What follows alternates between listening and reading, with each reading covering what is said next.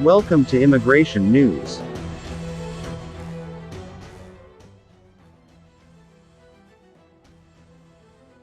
Still calling to ignore the Parliamentarian. December 16, 2021. 2 months after our Citizenship and Immigration Services Director, Rosa Molina, called on the Biden-Harris administration and the Senate leadership to ignore the Parliamentarian, we are in the same position with temporary immigration provisions. It's been more than 30 years of fighting for immigration reform, and once again, as we were at the cusp of pushing the registry plan through the House chose to settle and move forward with the parole in place plan. Our elected officials need to show the same courage that Nevada's immigrants have shown as they faced the pandemic without relief. They have built a life despite the fear of deportation and fought for their rights through marches and sit-ins. Since the Parliamentarian is concerned about the budgetary impact and the Byrd rule, why don't we talk more about how a pathway to citizenship would not only raise revenue but improve the lives of the immigrants that would be brought to the table? Many immigrant and mixed status families have resorted to working independently as vendors to make ends meet due to the lack of relief or the period of layoffs following the pandemic.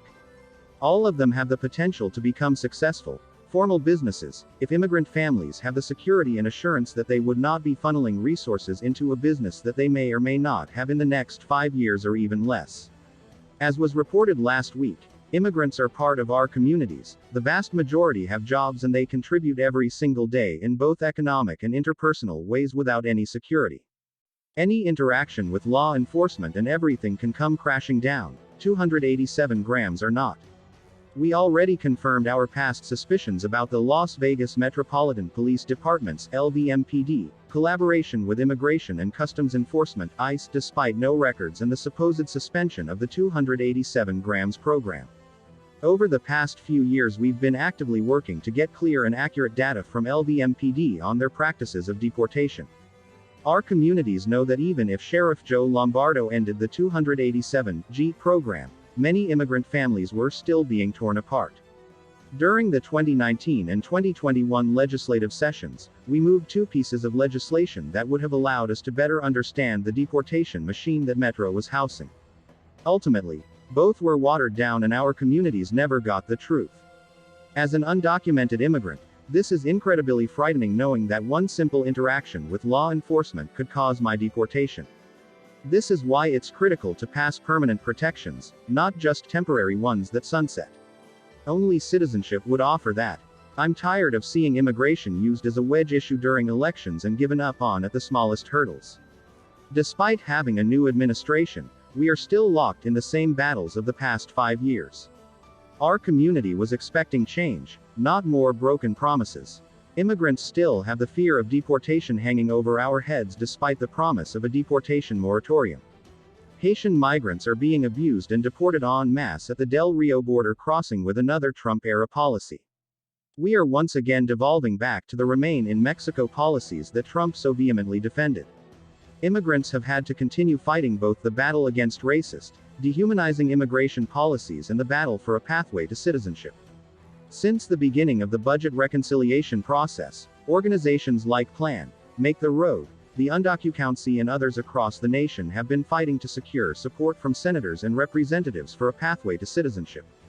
We've had countless lobby meetings either virtually or in person in both Washington, D.C. and in-state. We spent a week outside of the Lloyd George Federal Courthouse holding nightly vigils to pressure Sen. Catherine Cortez Masto to publicly support the inclusion of a pathway to citizenship.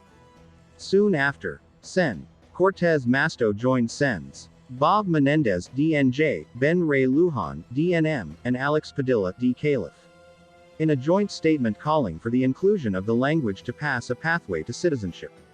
Senator Cortez Masto was also quoted a few days later asking the House to keep the language to create a pathway to citizenship after it was swapped for the temporary protections that are included as of now.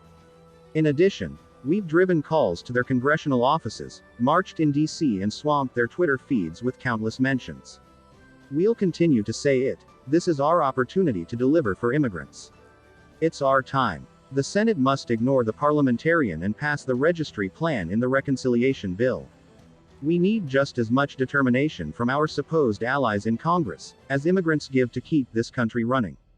By Erica Castro. an undocumented immigrant and the organizing director of the Progressive Leadership Alliance of Nevada, and the lead of the Nevada Immigrant Coalition. https://www.nevadacurrent.com.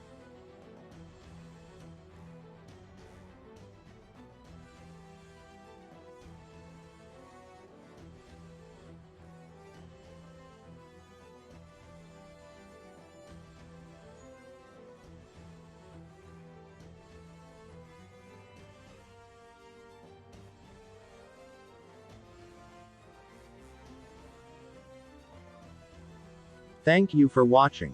And don't forget to subscribe.